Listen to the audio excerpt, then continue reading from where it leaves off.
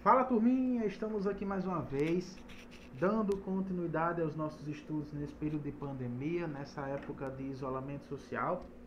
E estamos aqui hoje para darmos a continuidade, a segunda parte do que nós já vimos semana passada, que foi o tema da Revolução Francesa, nessa revolução que é tida como a principal revolução da história da humanidade, porque a partir dela outras regiões do mundo se inspiraram a organizar suas próprias revoluções também e a declarar suas independências, por exemplo, as colônias aqui do continente americano.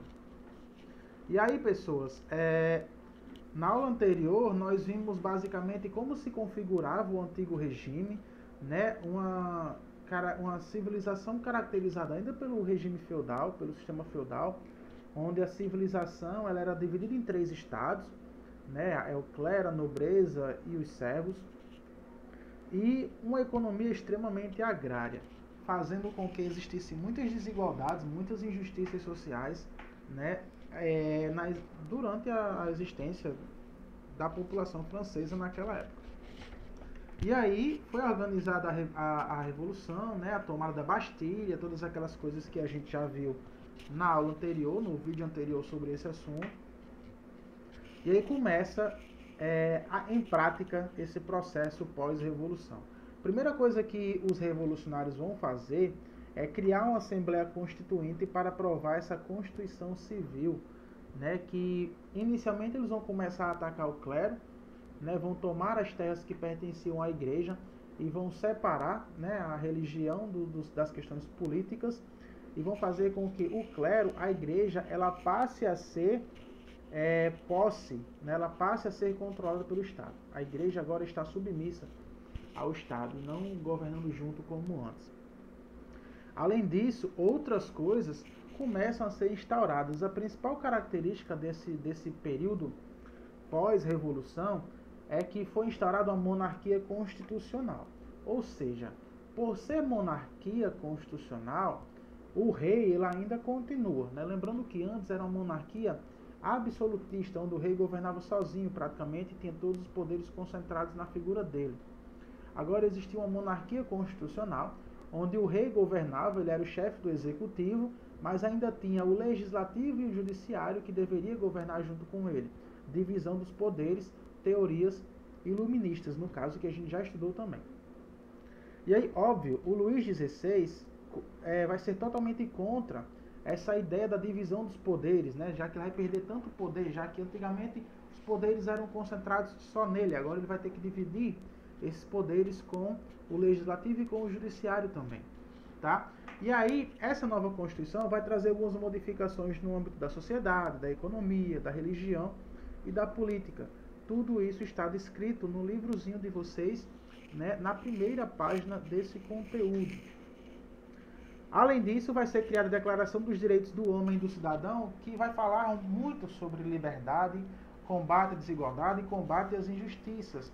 Mas só que alguns desses direitos conquistados no período pós-revolução, eles vão ser, vamos dizer assim, vão atender somente uma minoria da população. Grande parte da população, principalmente os mais pobres, eles não vão ver, a princípio, vantagens. Não vão ver grandes mudanças nesses anos que se sucedem à Revolução Francesa, né? Então, basicamente, o que se alterou foi a estrutura política, como seria administrado o poder político. A situação das populações mais pobres ela não mudou tanto assim nos primeiros anos. Isso vai acontecer lá na frente, nos próximos assuntos que vamos estudar, tá? Como o rei Luís XVI não aceitou essa perca de poder, essa transformação de absolutismo para monarquia constitucional, ele começa a ativar algumas alianças que ele tinha com outros países que ainda existiam regimes absolutistas, como por exemplo a Áustria e a Prússia também, né? E aí ele tenta fugir da França para se encontrar com o rei da Áustria, só que aí durante essa fuga ele é descoberto, ele é capturado e levado de volta para Paris. E aí quando ele é levado de volta, os exércitos, principalmente da Áustria, invadem a França, com o objetivo de expulsar os revolucionários e recolocar o Luís XVI em um governo absolutista. E aí é quando os revolucionários convocam a população para que a população pegue em armas para defender o seu país, para defender a França. E aí, em 20 de setembro de 1792, acontece a Batalha de Valmy, onde os franceses conseguem expulsar os invasores e depois, mais à frente, o rei Luís XVI vai ser julgado e vai ser condenado por traidor da nação, porque ele foi um dos líderes desse movimento que convidava países inimigos, países vizinhos, a invadir o seu próprio território, a invadir a França. Então, ele mesmo, o rei, estava traindo o seu próprio país. Estava fazendo com que outros países invadissem e destruíssem, de certa forma, a França. Tá? Então, como o rei não queria contribuir para a monarquia constitucional, como ele não estava mais interessado em continuar no cargo de rei dentro das condições que os revolucionários estavam colocando, então não tinha necessidade de dar poder ao rei. Então, acaba aí uma monarquia constitucional e vê-se a necessidade de criar um novo regime político. É a partir daí onde vão ser criado a República da França. Lembrando que a República ela era como se fosse o sistema de governo perfeito para os iluministas. Então, a Revolução Francesa ela tentou fazer um passo a passo, saiu do absolutismo, foi para a monarquia constitucional. Mas os grandes pensadores iluministas sempre defendiam a república, um governo representativo, onde a população escolheria seu líder por meio de votos e tal, essas coisas. Como acontece no Brasil, por exemplo, já que o Brasil vive um governo republicano. E aí é instaurada uma república, é organizada uma nova constituição, e em vez de ser a Assembleia Nacional de antes, ela passa agora a ser uma convenção nacional. E aí dentro dessa convenção nacional surgem dois grandes grupos políticos. E o surgimento desses dois grandes grupos políticos vão ser os responsáveis por criar as teorias ou os adjetivos que a gente conhece hoje como por ser de esquerda ou ser de direita. Os girondinos, e aí como é que a gente consegue diferenciar? Existia na política francesa os girondinos e os jacobinos. E aí, nas reuniões da Convenção Nacional, eles sentavam em locais diferentes. Como é que a gente sabe onde é que o girondino e onde é que o jacobino sentava, quem era de esquerda e quem era de direita? Tem um macetezinho bem fácil. Escreva a primeira letra em maiúsculo, girondinos, o G.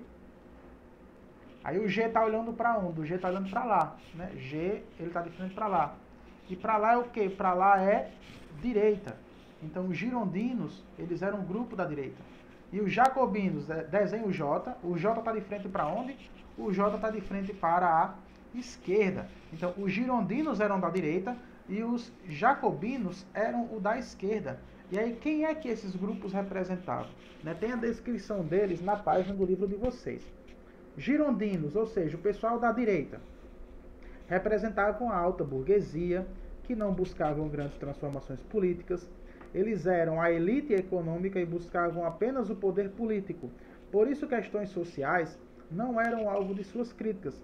Pretendiam, por meio da Revolução, implantar os aspectos mais elitistas do liberalismo político e econômico. Voto censitário, proibição de greve e escravidão nas colônias eram alguns dos seus objetivos. Então, os girondinos eles eram conservadores ao ponto de, por exemplo, defender a continuidade da escravidão.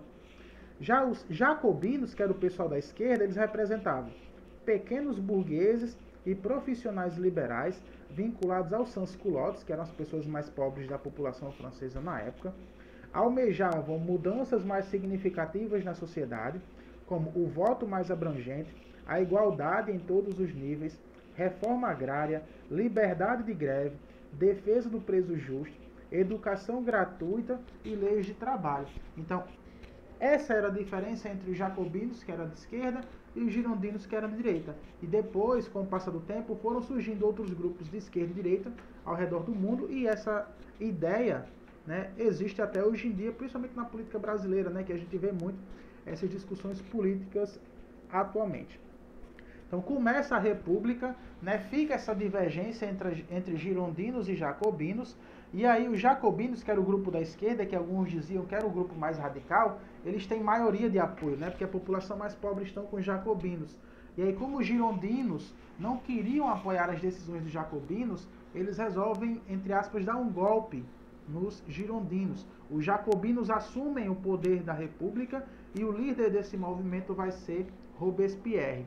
E aí, no governo do Robespierre, ele vai criar uma lei chamada Lei dos Suspeitos, né, que vai fazer com que todas as pessoas que são vistas como contra as ideias da Revolução, que atrapalhem o movimento da Revolução, vai ser um traidor da nação.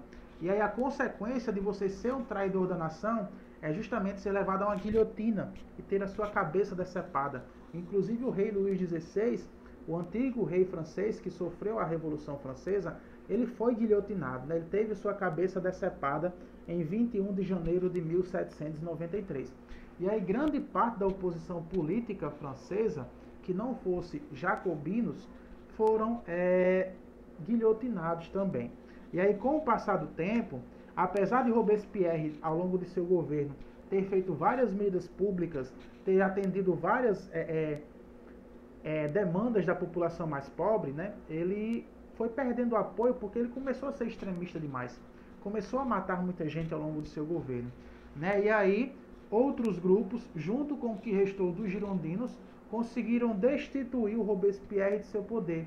E aí, como consequência, Robespierre foi preso e acabou sendo também guilhotinado. Ele meio que pagou pelo que ele próprio construiu, né? Já que ele guilhotinou muita gente e acabou sendo guilhotinado. E aí, com os girondinos no poder, eles criam uma nova Constituição, e essa Constituição vai começar um novo período na história francesa chamado de Diretório. Como será esse diretório, né? O diretório ele vai ter um poder legislativo dividido por dois conselhos. O Conselho de 500 e o Conselho dos Anciões. E esses dois conselhos, eles vão ser formados por grandes burgueses, né? Principalmente a sociedade mais elitista, já que estamos falando de girondinos. E aí esses girondinos iriam nomear 5 diretores, e esses 5 diretores iam governar a França no poder executivo. É como se existissem 5 presidentes governando juntos ao mesmo tempo. E aí, né, dá-se a entender que aquilo ali não iria dar certo. Durante o diretório, qual era o cenário da França, né? Crise econômica interna, guerra contra diversos países absolutistas ainda, alta inflação, desorganização política. Então, a França revolucionária, ela não estava saindo do canto, ela estava estagnada, estava passando por uma crise, estava com alta inflação. E eram 5 diretores. Era necessário que surgisse uma pessoa que colocasse a organização, né, na França, que administrasse bem, que trouxesse uma economia mais desenvolvida, mais avanços para a população mais pobre. E é nesse contexto que surge a figura do Napoleão Bonaparte, que era um general extremamente talentoso por seus conflitos, né? Já estava conseguindo conquistar muita fama na época, e ele vai ser visto como um herói nacional, o cara responsável por dar continuidade ao processo revolucionário da França. E aí, em outubro de 1799, apoiado por grande parte da população e pelos militares, Napoleão Bonaparte dá um golpe de Estado, e o nome desse golpe é chamado Golpe de 18 Brumário. E a partir disso, começa o governo de Napoleão Bonaparte à frente da França, que depois vai ser chamado de a Era Napoleônica. Mas em relação a esse assunto, vamos ver só próxima aula. Final desse assunto, tem as 20 questões, como vocês já estão acostumados, né? Prazozinho de 1 semana para vocês me entregarem. E qualquer dúvida, qualquer questionamento, vocês podem me procurar nas redes sociais, como vocês já sabem. Beleza, pessoal? Então, por hoje é isso. Valeu, falou, é nóis.